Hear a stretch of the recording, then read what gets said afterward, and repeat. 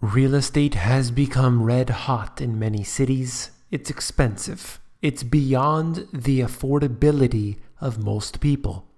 Low interest rates have supported these markets, so we can thank the central bankers for such a pleasant gift.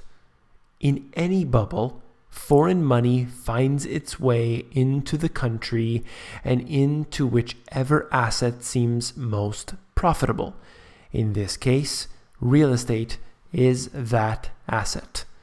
Chinese investors and businesses have been buying up real estate in the US and Canada in particular at record rates, causing a massive distortion in the prices. You came here for the truth, so let me unveil that for you. We will talk about how there has been the biggest housing bubble in history. And there is one city that I want to really highlight throughout this video. And let's look at this, San Francisco.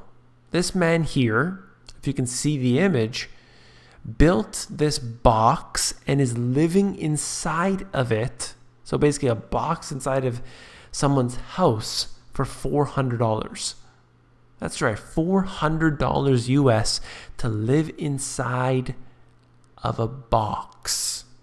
And this is the kind of prices that these individuals are willing to pay, the lengths they're willing to go to in order to live in these cities.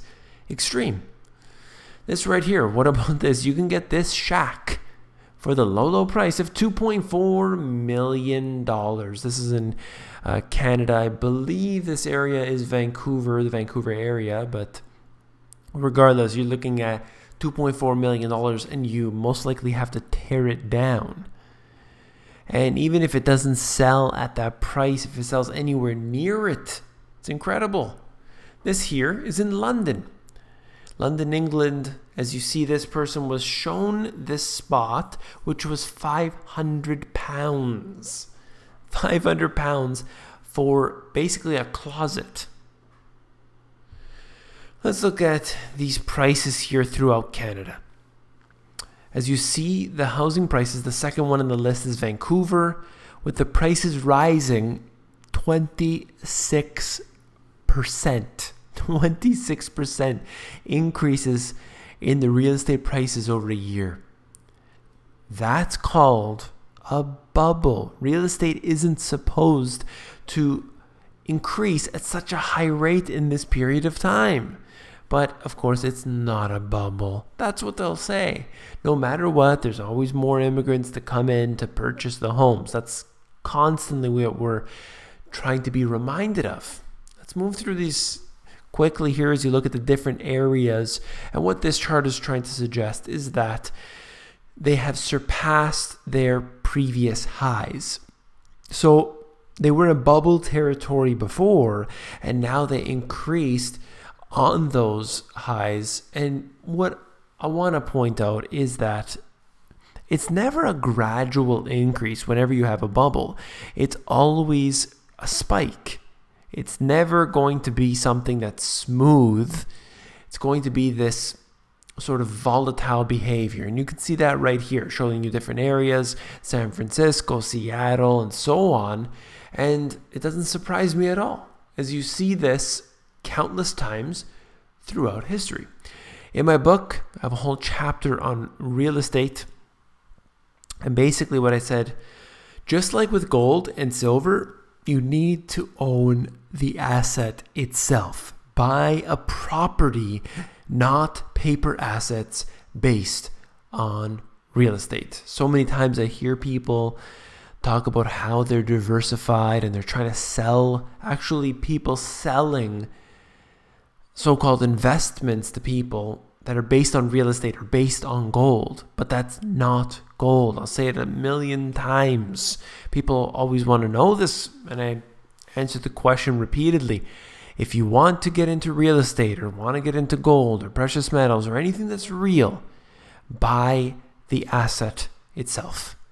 You will not get anywhere by buying paper investments.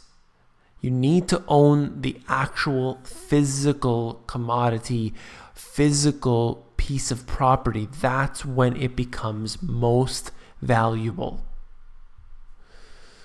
And this article is out of Bloomberg talking about this issue here. Buyers from China comprised about 1/3 of purchases of Vancouver's hot housing market in 2015.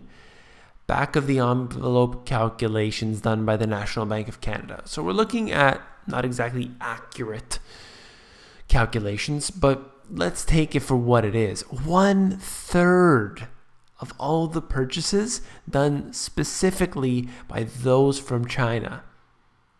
Chinese investors spent about $12 billion or $13 billion on real estate in the Western Canadian city in 2015. That's 33% of the sales. This is huge, and it shows you, number one, the money's fleeing China, and number two, Canadians themselves aren't pushing the prices up. Look at this. Purchase volume of residential real estate by Chinese buyers. Right here, as you can see, 2015, again, another increase. And this has been going on overall since the financial crisis. And this doesn't surprise me in the least. It shouldn't surprise you either. Geographic breakdown of overseas property purchases made by high net worth and affluent Chinese individuals. You could see the different areas: New York, Los Angeles, San Francisco, and of course Vancouver and Toronto as well. And you will see that there are billions of dollars heading towards these different cities. They happen to be centralized. There are a few major cities that they're buying into, and this here is propping up the real estate markets in these various cities. And then we have a little bit of disparity. See, you have Vancouver and Toronto both rising, clearly Vancouver rising more dramatically. But because of what's happened with the oil prices, Calgary has declined. Something interesting to note, that your economy, if it's heavily based around a particular commodity, you will suffer in not just that commodity, but other connected assets, in this case, real estate. And this is something interesting, how the money is getting out. I've mentioned this multiple times before. As you can see the outflows of China on the graph here on the right-hand side. But bring your eyes down to the bottom of the page. I'm going to cover a couple quick points, and this is how the money is getting out. Finding Smurfs, as they say, Chinese citizens who want to send more than $50,000, the allowable limit, out of the country can arrange for relatives or friends to exchange the money for them. So there are ways to bring this money out of China, and they're doing that at record rates. Buying overseas businesses. Businesses and wealthy families can spend up to $1 billion on acquisitions with minimal scrutiny. $1 billion. And I'm sure there are loopholes on this as well. Buying life insurance, purchasing a policy denominated in American dollars and paying for it in Chinese renminbi. Individuals can take money out of the country, although China is tightening limits on this. Regardless, it's happening. It's going on now. It's been going on for quite a while. Money is fleeing that country. And overall, I do believe that the government of China is in favor of this. Of course, there are stipulations there. And right here, Tinkering with Trade, a company that exports goods, declares only a fraction of the goods' value to authorities, and so on. And basically talking about how they can use those type of businesses to funnel money over. And then there's just another article. I'm not going to get into it too much. I just want to mention the fact that there are 8 things Chinese money is buying in America right now. This is what spending more than $40 billion on US deals in 2016 can buy. Huge amounts of money already this year. One of those being the luxury hotels. And, it goes on. If you want to get into this yourself and read for yourself, it'll be in the description as always. And last but not least, just another point here. $9 billion on home sales in the Greater Toronto Area. done by Chinese investors. That's 14% of all sales in Toronto. And then again, Chinese investors spent about $13 billion or 33% of total sales in Vancouver. Mass quantities of real estate are being purchased by Chinese investors. There are many different reasons why they do this, but they're purchasing this at a record rate, and this is why the market has been pushed up. It's not done by Canadians largely. This is the same thing in the US.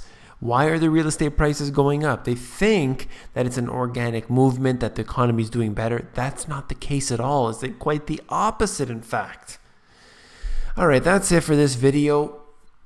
If you found it informative, please give me a thumbs up.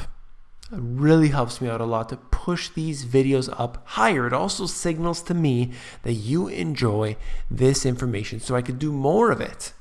And of course, I really do support all those new Patreon subscribers, or I should say supporters, who have really been helping me out very much. I'm so appreciative of that. Thank you very, very much. Last but not least, if you found this video informative, I know you'll find my book, The Money GPS, even more informative. If you want to look through it, just head over to Amazon. They have this look inside feature. It will allow you to flip through the pages of the book and see if you like it. Take care.